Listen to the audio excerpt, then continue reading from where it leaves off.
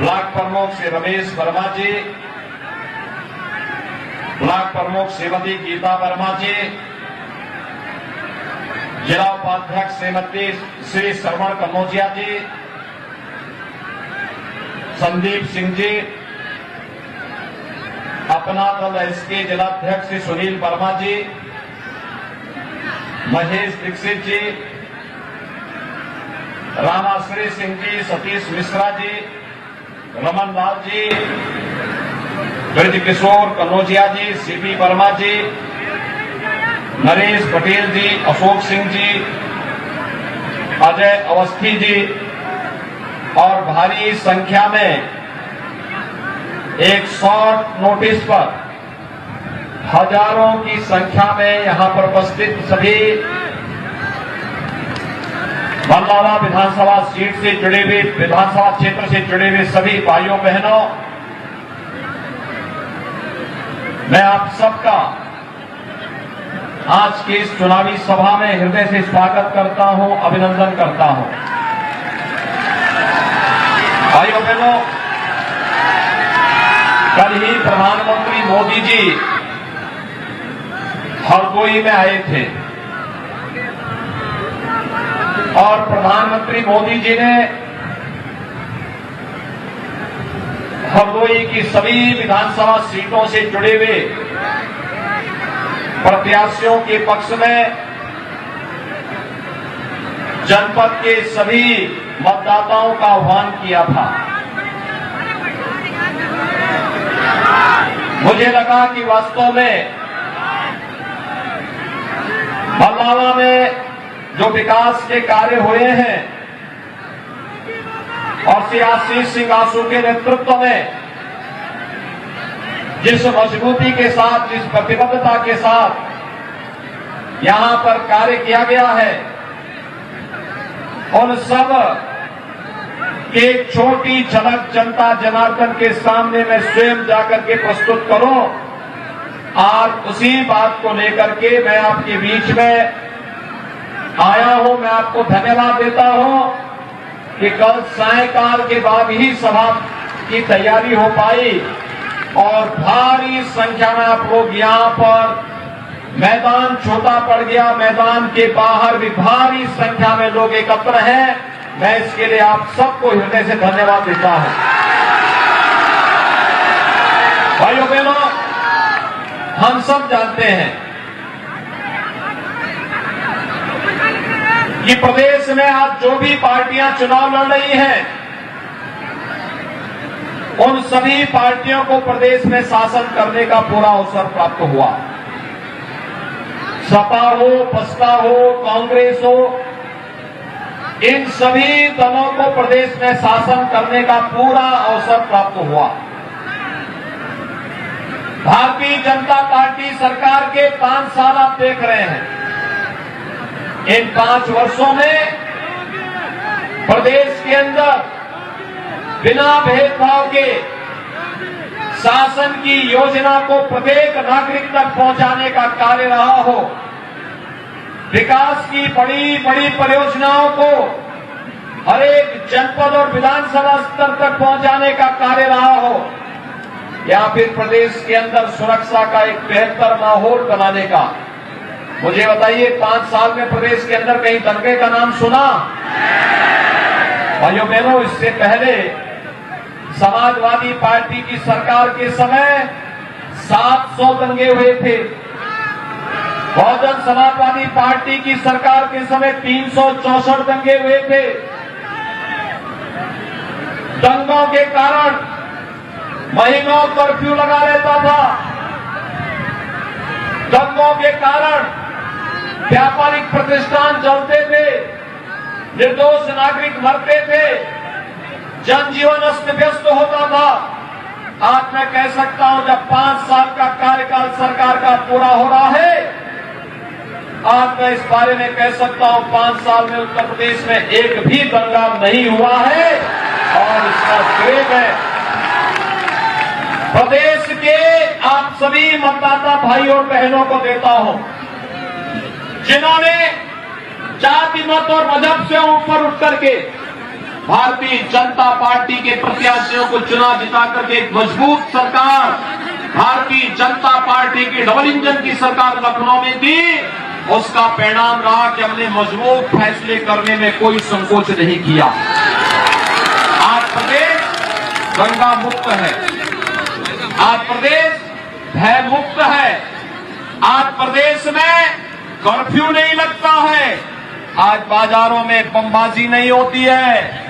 आज भाइयों बहनों, कर्फ्यू का स्थान कांवड़ यात्रा ने ले लिया है और बमबाजी नहीं, बल्कि कांवड़ यात्री जब निकलता है तो हर हर बम बम का नारा लगा करके चलता है। पूरा प्रदेश भगवान शिव की भक्ति में लीन होकर के विकास की यात्रा को तेजी के साथ आगे बढ़ाता हुआ दिखाई देता है। ये नए भारत का नया उत्तर प्रदेश है। यहां दंगों के लिए नहीं, अराजकता के लिए नहीं, गुंडागिर्दी के लिए नहीं, यहां पर तो अब विकास के बारे में चर्चा होती है और विकास के उसी अभियान के साथ जोड़ने के लिए एक बार फिर से मैं आपके पास आया हूं। भाइयों बहनों, आपने देखा होगा कल प्रधानमंत्री जी यहां पर आए थे, उन्होंने कुछ मुद्दों पर आपका ध्यान आकर्षित किया होगा और खास तौर पर याद करिए जब 2012 में समाजवादी पार्टी की सरकार आई थी, समाजवादी पार्टी की सरकार ने उस समय क्या फैसले लिए थे और 2017 में जब भारतीय जनता पार्टी की डबल इंजन की सरकार आई थी, डबल इंजन की सरकार ने क्या फैसले लिए थे। हमारी सरकार बनी थी तो भाइयों बहनों, हमने पहला फैसला लिया था अन्नदाता किसानों का कर्ज माफी का। प्रदेश के अंदर 86 लाख किसानों का 36,000 करोड़ रुपए का कर्ज माफ हुआ था और आपके हरदोई जनपद के भी 1,45,000 से अधिक किसानों का कर्ज माफ हुआ था। 1,45,000 से अधिक किसानों का। हमने दूसरा फैसला लिया था एंटी रोमियो स्क्वाड का गठन करके हर बेटी को सुरक्षा की गारंटी देने का। और भाइयों बहनों, हमने तीसरा फैसला लिया था कि गौ माता को कटने नहीं देंगे, लेकिन साथ साथ हमारा फैसला ये भी है कि हम अन्नदाता किसानों की फसल को नष्ट नहीं होने देंगे। दोनों काम एक साथ चलेंगे। लेकिन मैं पूछना चाहता हूं, समाजवादी पार्टी की सरकार के समय उन्होंने पहला फैसला क्या लिया था? पहला फैसला लिया था अयोध्या में राम जन्मभूमि पर आतंकी हमला करने वाले, काशी में संकट मोचन मंदिर पर आतंकी हमला करने वाले, लखनऊ, अयोध्या और वाराणसी की कचहरियों पर हमला करने वाले, गोरखपुर, कानपुर, बिजनौर में सीरियल ब्लास्ट करने वाले आतंकवादियों को, लगभग 1.5 दर्जन से अधिक आतंकवादियों के मुकदमों को वापस लेने का कुत्सित कार्य समाजवादी पार्टी की सरकार ने उस समय करने की शरारत की थी। हम धन्यवाद देना चाहेंगे न्यायपालिका को, जिसने उस समय इन आतंकवादियों को छोड़ा नहीं। 3 दिन पहले गुजरात की एक न्यायालय ने 38 आतंकवादियों को फांसी की सजा दी है। और भाइयों बहनों, जिन आतंकवादियों को फांसी की सजा हुई है उनमें से 8 का संबंध उत्तर प्रदेश से है। एक आतंकवादी समाजवादी पार्टी का प्रचारक भी है, उसका बाप, और समाजवादी पार्टी का अध्यक्ष अब तक अपना स्पष्टीकरण नहीं दे पाया है। इसका मतलब चोर की दाढ़ी में तिनका। अब पूछना चाहते हैं, जिस साइकिल का इस्तेमाल प्रदेश के निर्दोष नागरिकों को और देश के निर्दोष नागरिकों को आतंकी घटनाओं का शिकार बनने के लिए किया जा रहा हो, क्या उस साइकिल को समर्थन जाना चाहिए? क्या उसको पंचर किया जाना चाहिए? हमेशा के लिए पंचर किया जाना चाहिए। आप सहमत हैं? भाइयों बहनों, समाजवादी पार्टी सुरक्षा के लिए स्वयं खतरा है। आपने देखा होगा 4.5 वर्ष तक जितने पेशेवर माफिया थे, अपराधी थे, बिलों के अंदर दुबके हुए थे, और जैसे ही चुनाव की घोषणा हुई बिलों के बाहर निकल करके रेंगने लग गए, गर्मी दिखाने लग गए, धमकी देने लग गए। तो मैंने भी कहा था, मैंने कहा चिंता मत करो, 10 मार्च को आने दीजिए, सरकार सारी गर्मी शांत होगी। 11 दिन नहीं है 10 मार्च के लिए, 10 मार्च के लिए मुश्किल से 17 दिन है। और मैंने यही कहा चिंता मत करो, ज्यादा दिन नहीं है। और भाइयों बहनों, मैं फिर एक बार आपसे कहने के लिए आया हूं, नाम इनका समाजवादी, काम दंगावादी और सोच परिवारवादी। आप जान रहे यही करते थे ना। आप मुझे बताओ, आपके यहां इस समय बिजली मिल रही कि नहीं मिल रही है? 5 साल बिना भेदभाव के बिजली मिली कि नहीं मिली? क्या समाजवादी पार्टी की सरकार में या बसपा सरकार में आपको बिजली मिलती थी? जो लोग बिजली नहीं दे सकते, क्या वे फ्री में देंगे क्या? उनके बहकावे में आने की आवश्यकता नहीं। भाइयों बहनों, पूरी दुनिया वर्तमान में कोरोना महामारी को झेल रही है।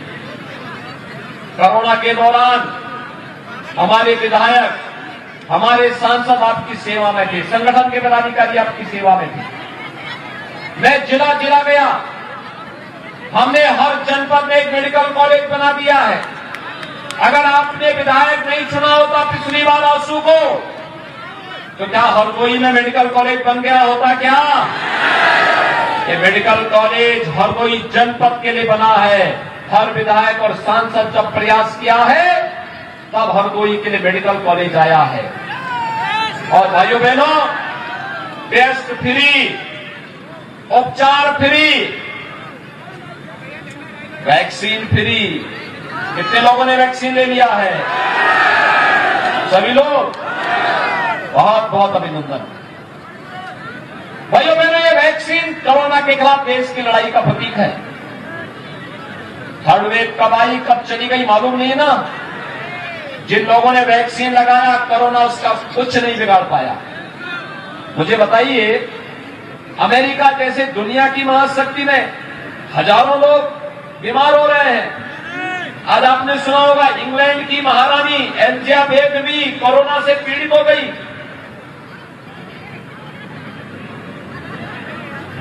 दुनिया के अंदर लाखों लोग मर गए।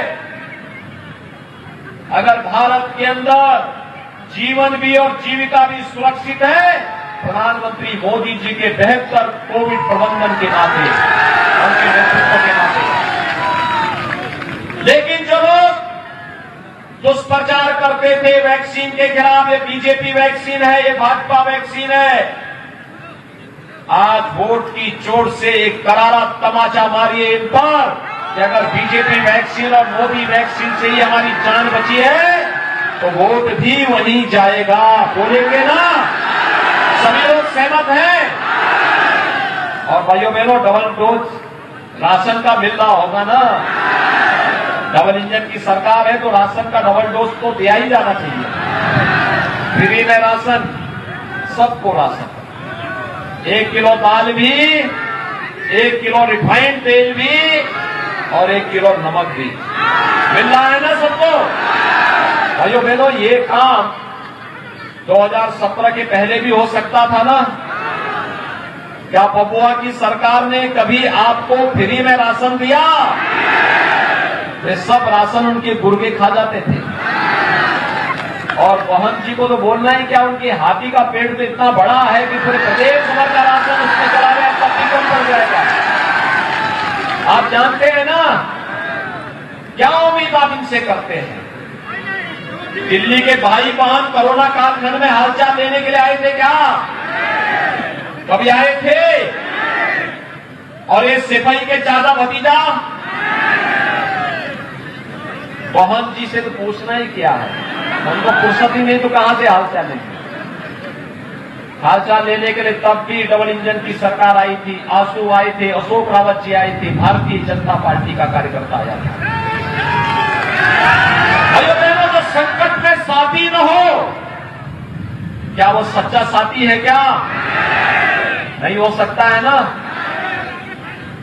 मुझे एक बात बताइए, हम लोग पिछले चुनाव में आए थे, हमने नारा दिया था रामलला हम आएंगे मंदिर वहीं बनाएंगे। आज काम पूरा हो गया ना। आज राम मंदिर में कोई संदेह है? मंदिर निर्माण के लिए कुछ पैसा दिए हो कि नहीं दिए हो? सभी लोग दिए हो ना? क्या ये काम सपा कराती? क्या बसपा कराती? और क्या कांग्रेस की सरकार के समय हो पाता? भारतीय जनता पार्टी जो कहती है तो करके दिखाती है। और इसीलिए मैं आप सबसे अपील करने के लिए आया हूं।